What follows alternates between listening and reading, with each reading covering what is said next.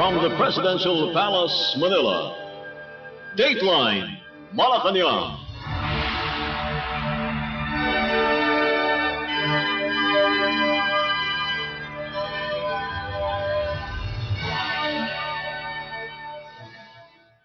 Good day, this is Dateline Malacañang, and here are the news.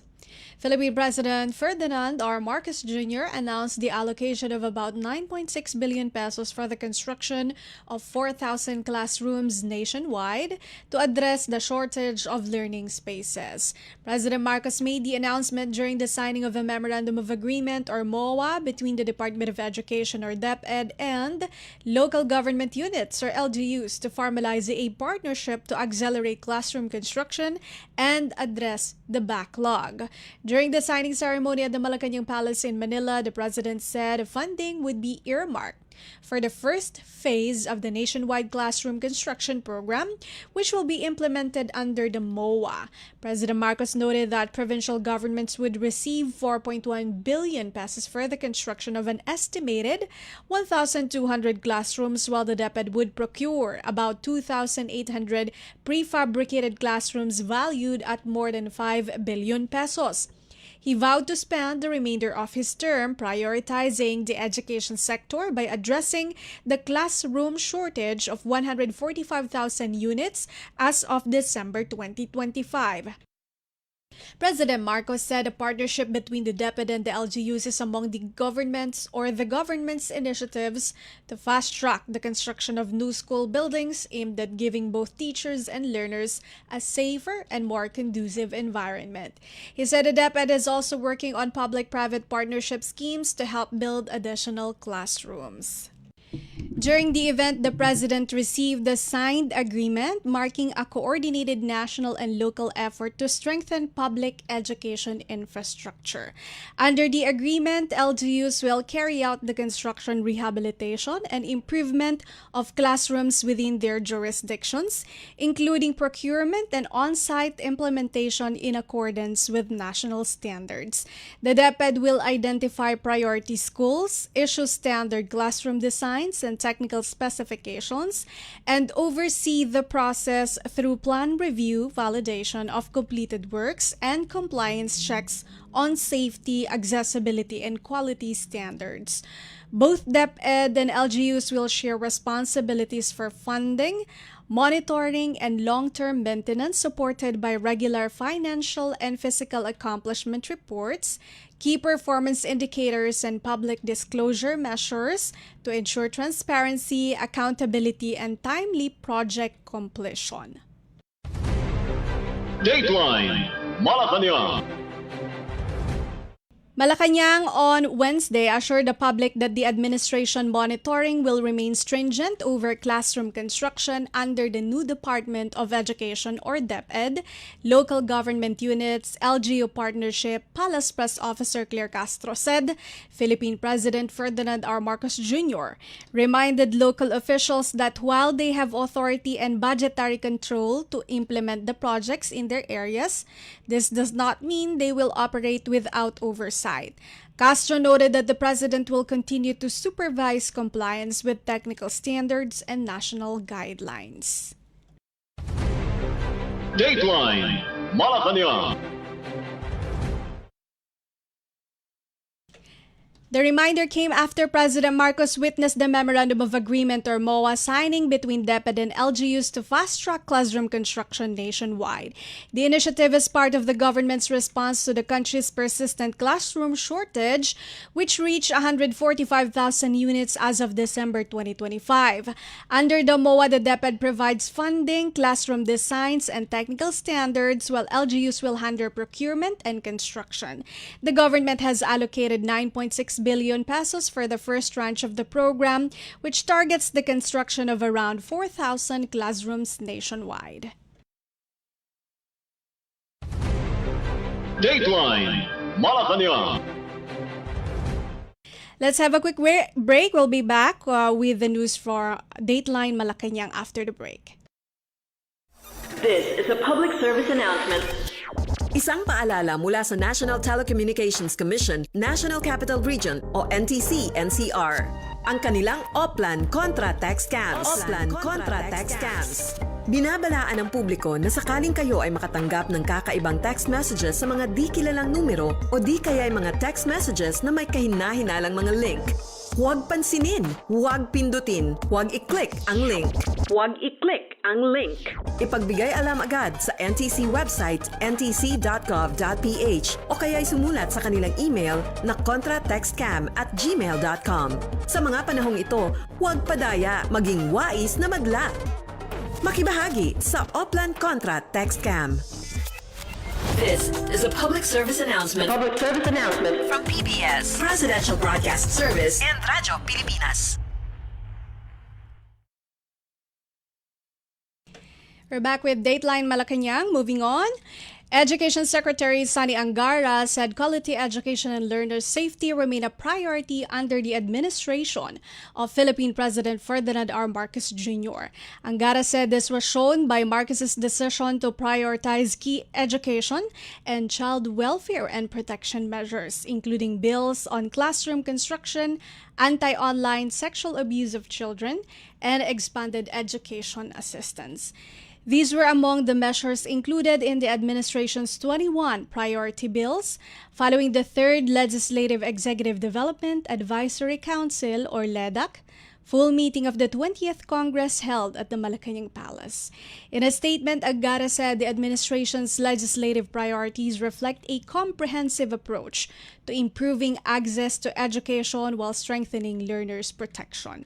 Included in the priority bills are proposed amendments to the Anti-Online Sexual Abuse or Exploitation of Children, or OSAIC, and Anti-Child Sexual Abuse or Exploitation Materials or CSAM Act, amendments to the Masustansyang Pagkain para sa Batang Pilipino Act, and the Government Assistance to Students and Teachers in Private Education, or Gaza-de Act. Proposed revisions for OSAIC and CSAM seek to respond to emerging threats such as the use of artificial intelligence or AI, deepfake technologies, sexual extortion, and other online abuses, while strengthening coordination with internet platforms, payment service providers, and law enforcement agencies.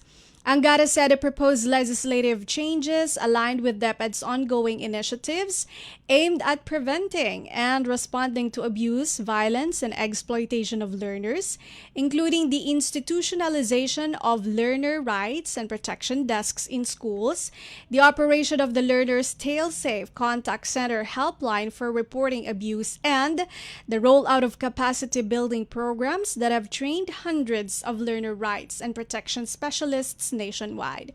Besides bills for learners' safety and welfare measures, the Marcos administration also prioritized the proposed Classroom Building Acceleration Program or CAP Act. Under the measure, a classroom building acceleration program will be implemented in partnership with local government units or LGUs and civil organizations to expedite deliveries of classrooms in public schools using national funds. Even before the proposal, the DepEd has been ramping up efforts to speed up collaboration with LGUs, other government agencies, and private stakeholders to address classroom backlogs.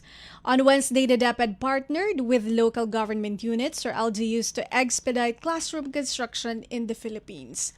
The Memorandum of Agreement, backed by 90% of provinces nationwide, formalized a nationwide framework to accelerate the delivery of school infrastructure, marking a decisive shift toward coordinated action to address the classroom backlog. Dateline Malacañang. Malacañang said Philippine President Ferdinand R. Marcos Jr. remains firm in holding those responsible for alleged irregularities in flood control projects accountable. In a press briefing, Palace Press Officer Claire Castro said the president has not lost interest in pursuing charges against individuals involved in the controversy. Castro said President Marcos has yet to finish reviewing the report of the Independent Commission for Infrastructure or ICI, noting that the document is lengthy. Castro also refuted claims that the palace has supposedly shifted its focus away from filing cases in connection with the flood control issue. Castro stressed that while President Marcos is focusing on improving the economy, he is not backing down on his commitment to seek accountability for the flood control mess. She also explained that President Marcos needs to redirect his attention amid the noise generated after he ordered a review of allegedly anomalous flood control projects and the possible misuse of funds.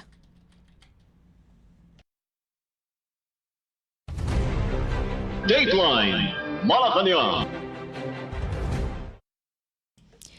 Malacañang on Wednesday dismissed rumors that Philippine President Ferdinand R. Marcos Jr. has been diagnosed with colon cancer.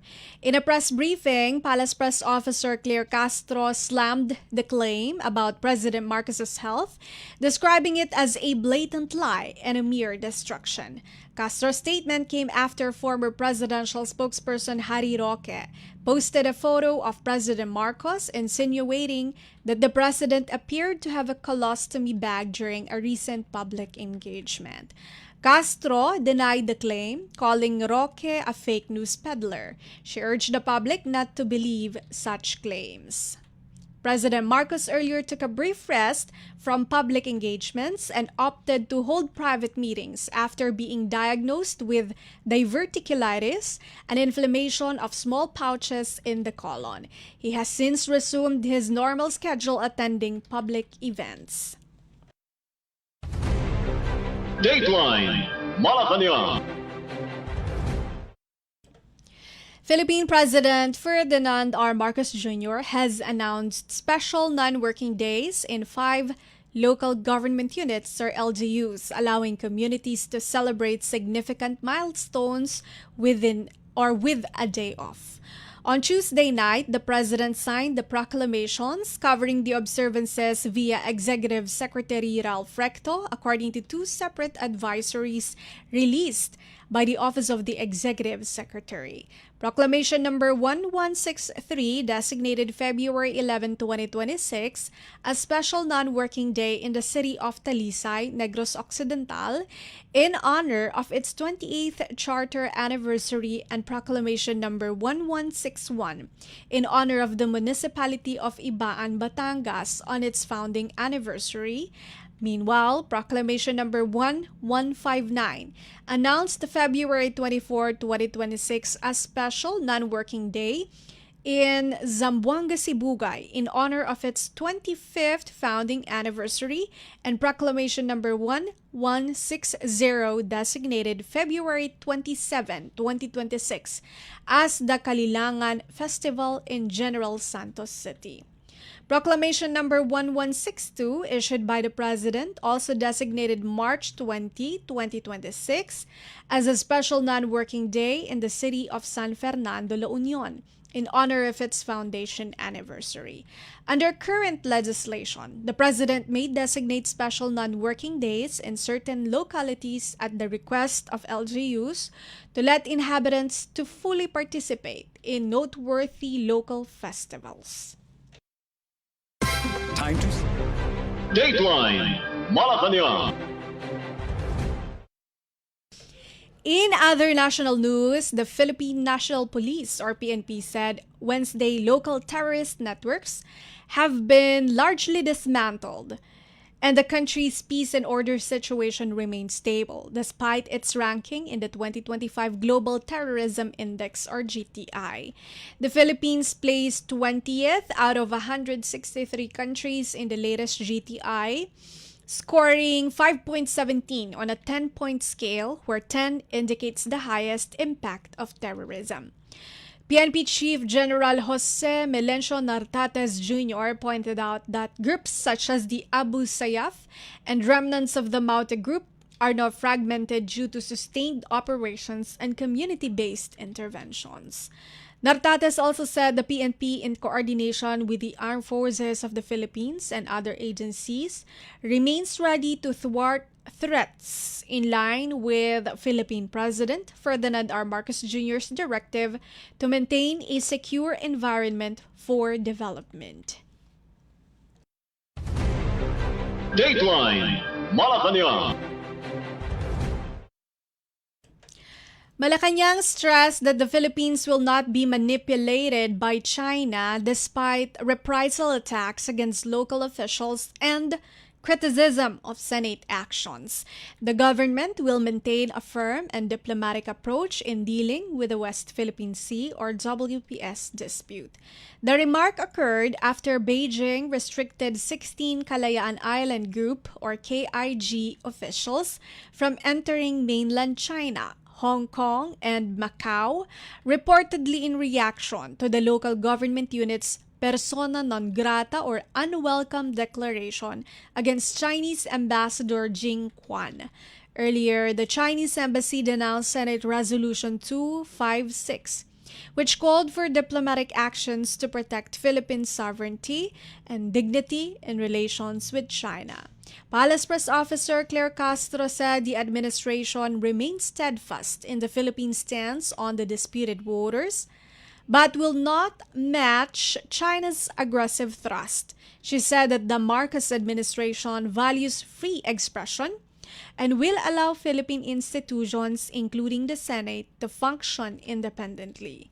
Castro said that specifics on China's travel restrictions and other policies are being coordinated by the Department of Foreign Affairs. She underscored that the administration remains committed to taking a firm but diplomatic posture, protecting Philippine authorities and territory while keeping open lines of communication.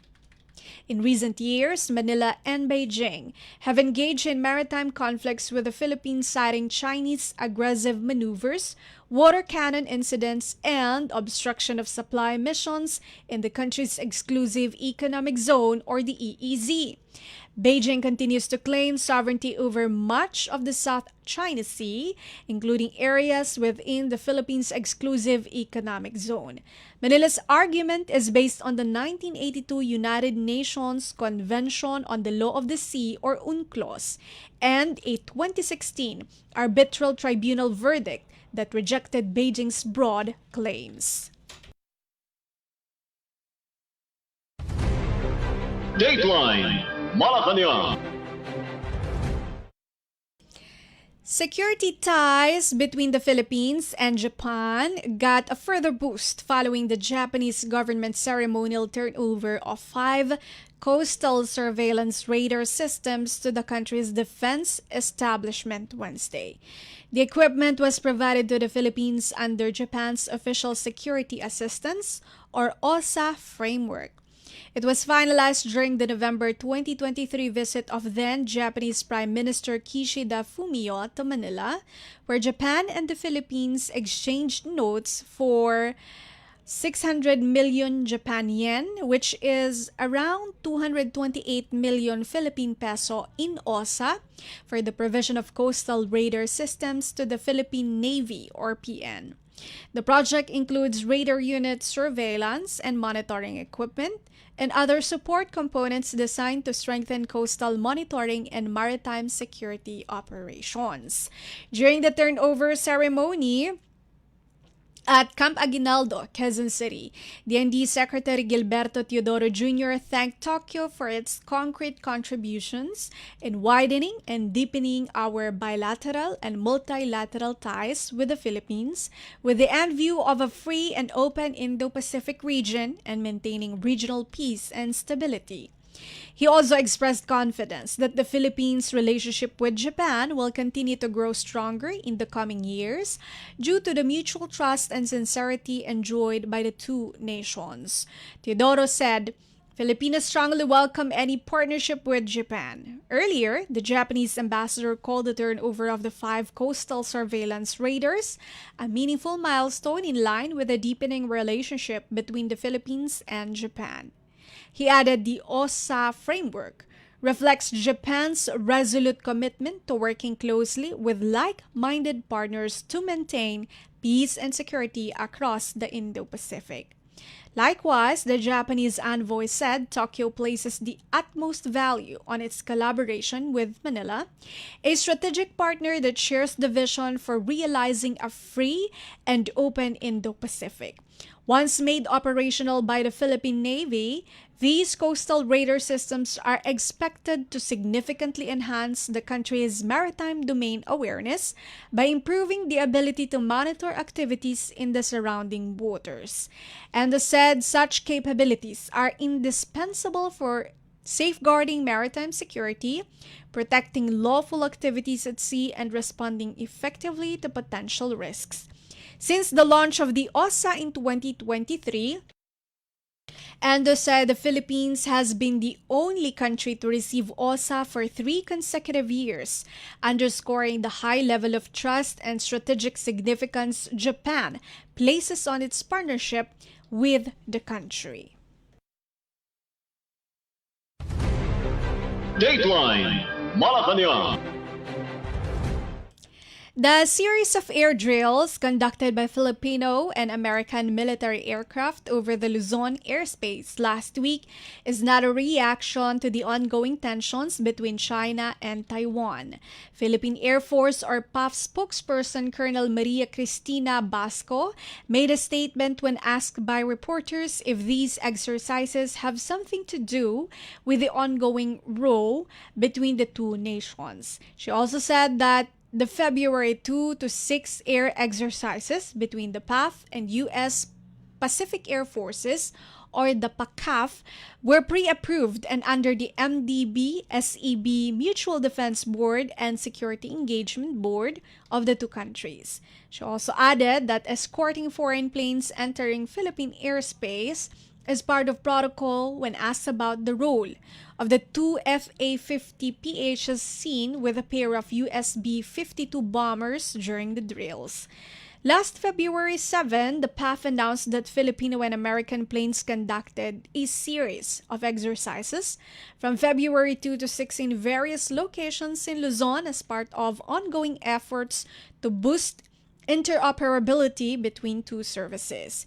Units from the PAF and the U.S. PACAF conducted a bilateral bomber air patrol and live drop exercise from multiple locations, which include Colonel Ernesto Rabina Air Base in Tarlac City and over the West Philippine Sea (WPS) via the Luzon Strait. Support was also provided by the U.S. Special Operations Command Pacific and Marine Corps Forces Pacific. First among the air drills that took place February 2 was a live drop exercise involving 2 PAF FA-50PH fighter aircraft and 2 US PACAF B-52 bomber aircraft. Basco added that the exercise continued with an air defense scenario on February 4 over the WPS, focusing on airspace coordination, command and control integration, and joint operational response. And on February 6, the activity culminated in a joint bomber air patrol over the WPSC and Luzon Strait. Basco said this highlighting combined mission planning, airspace coordination, and operational readiness among PAF, PACAF, and supporting U.S. forces. She added that these activities enhance bilateral interoperability, operational readiness, and strategic cooperation through joint planning, coordination, and execution in a realistic training environment. Meanwhile, the Armed Forces of the Philippines, or AFP, warned the public against taking hook, line, and sinker misinformation being peddled by foreign state-linked media, alleging that the government's kadiwa ng Bagong Bayaning Mangingisda, or KBBM, is being used to push Filipino fishermen at the front lines of the China-Philippines disputes in the South China Sea. In a separate statement, the AFP denied claims the KBBM is a Philippine propaganda effort or provocation. It also clarified that KBBM is a civilian-led livelihood and food security program run by the Bureau of Fisheries and Aquatic Resources and the Philippine Coast Guard. It also added that the Philippine government's maritime presence ensures the safety of civilians and supports lawful activities in line with the state's constitutional and legal mandate. Dateline Malacañang. And that is all for today's Dateline Malacañang for Radyo Pilipinas World Service. This has been Bea Gaza-de Guzman. From the Presidential Palace, Manila, Dateline Malacañang.